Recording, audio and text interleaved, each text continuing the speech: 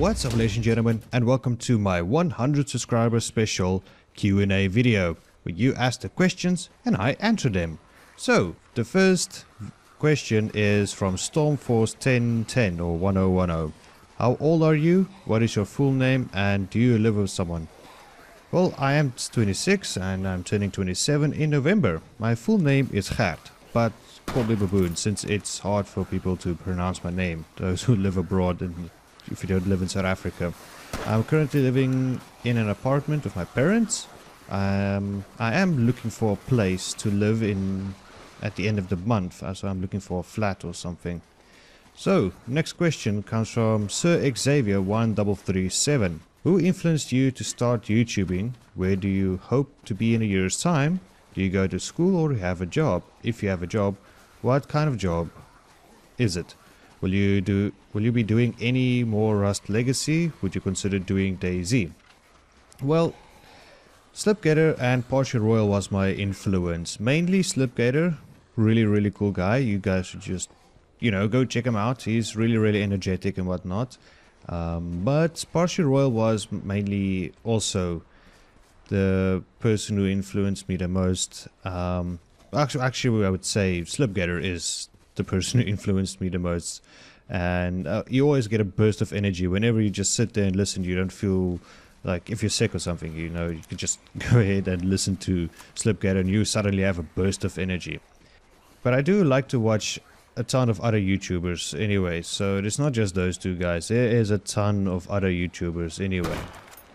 I hope to be a bigger YouTuber in a year's time, well, at least bigger than now. I want to see myself with a gaming partnership at least, and it might be very ambitious of me, but at least get 1,000 subscribers then. But I don't want to see subscribers as just a number, like most YouTubers would do. It's like, oh, I've got 100 subscribers, or I got 1,000 subscribers. No, for me, it's the subscribers are actually genuine people. They're not just numbers. They are humans and they enjoy the entertainment, and that's what I want to do. I want to be that person who can entertain you for the rest of your life almost. I do have a job working as IT support for a medical company that created their own program. It's quickly spreading throughout the whole of South Africa, but I'm just there, so if something goes wrong with the program, then they would call us and I would help them out and whatnot. I'm very new to it. It's a very great job. Awesome boss, nice work colleague. We're just two IT supports for now. Maybe we're gonna be more in the future. I might consider looking at Rust Experimental in the future. The problem is Rust Legacy is dying out or fading out kind of, and there are no South African servers. So if I join a different server and it's from the UK or America, then my ping would be extremely high and then it won't be the same. I know Rust Experimental is also going to be exactly the same. It's server based and not single player, but who knows? Who knows what's going to happen in the future? But like I said, Rust Legacy, it is kind of fading out. Believe me, I did enjoy the game. It was really fun to play it, but it's, like I said, it's kind of going out of its time now since Rust Experimental is coming in now. DayZ, in my eyes, have been replaced by H1Z1. I'd never played DayZ before, I only seen a few videos and it doesn't look really fun to me. I might do it in the future, but for now, maybe not. It would be a big leap since there are other people or other YouTubers covering DayZ at this stage and there's so many mods and stuff, and I might look into it, but not in the close future. Maybe in the far future, but not in the close future. Next question comes from Mail London. Who am I?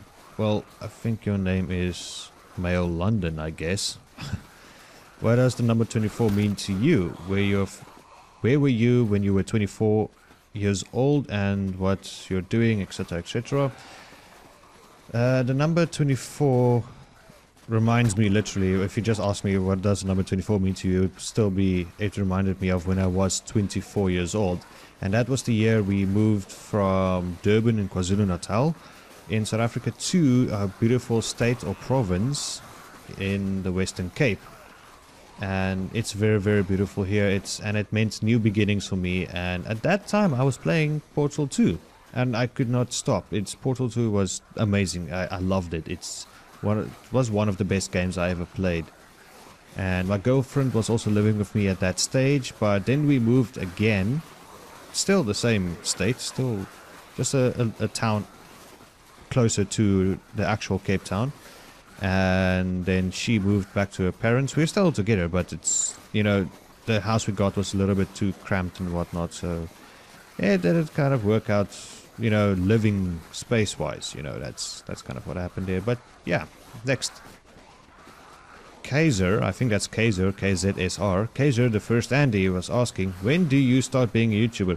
Well, if I have to answer that question directly, when do you start being a YouTuber? Whenever you feel like it. Or whenever you think you have what it takes, you know, you have what it takes to do it. But if I understand your question correctly, when did you start being a YouTuber? I started doing YouTube last year in September. Me and my girlfriend were talking about it and whatnot, and she actually helped me publish my first YouTube video, which was The Forest. You guys should check it out. You'll be amazed the difference between the two, of the Forest then and The Forest now. Okay. Next question comes from the Forest fan Trumbull. Which 3 things would you take with you to the forest? If you had, let's say, a lighter and clothes, what 3 things would help you, save you, or just for fun, let's say a guitar for the campsite singing to the cannibals? Well, I cannot sing, but I do own an electric guitar and I do play a little bit of myself. That sounded wrong. I do play the guitar. The guitar would help keep me sane, not insane. Keep me sane, and I would definitely take one and keep on practicing, you know, till I get better. The other 2 items would be a compass to help me learn my directions and know where the hell I'm going and where I need to go, because the sunset and sunrise might be very, very, how can I say, important if you need to know. Well, since it's the forest land, the island, you know, it's not going to be very big. You're also going to get to explore it very quickly, but a compass would help definitely, and a canteen would be the last, you know, item I would take, because you can refill it with fresh water, take it all over with you and all that. Yeah, obviously you can take an empty water bottle you get from the plane or whatnot, but a canteen I think would last you way longer than a water bottle, because a plastic water bottle does actually have an expiry date. You know, it's not the water inside, it's the chemicals that gets released in the plastic water bottle because it's, you know, literally decaying. So those are my 3 things I would take to the forest if I had to. Maybe the guitar, maybe not, you know. Next question comes from Orange Banana. Are you gonna make a Reign of Kings server, or did you already? Well, our internet speed in South Africa is way too out of date, and it's not fast enough to run a server. Well, at least my internet connection.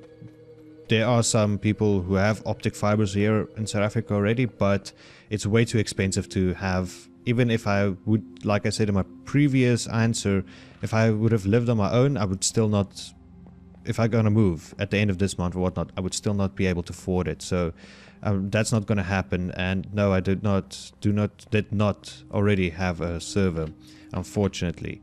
The problem is with Reign of Kings, and this is for everybody, I am going to put Reign of Kings on hold. The reason for that is I'm playing on official servers, and the problem is they wipe every 5 days or so, and it's going to become really repetitive if I, you know, you see me every time start a new character and collection and all that, and I'm not going to spend 5 hours to get to iron or steel or whatnot and then make a 3-hour video out of it, and then it wipes again and I have to start over. It's not going to work, and I'm not going to do it for 5 hours and, you know, bring down other games or have problems with other games what I want to play and want to record, unfortunately.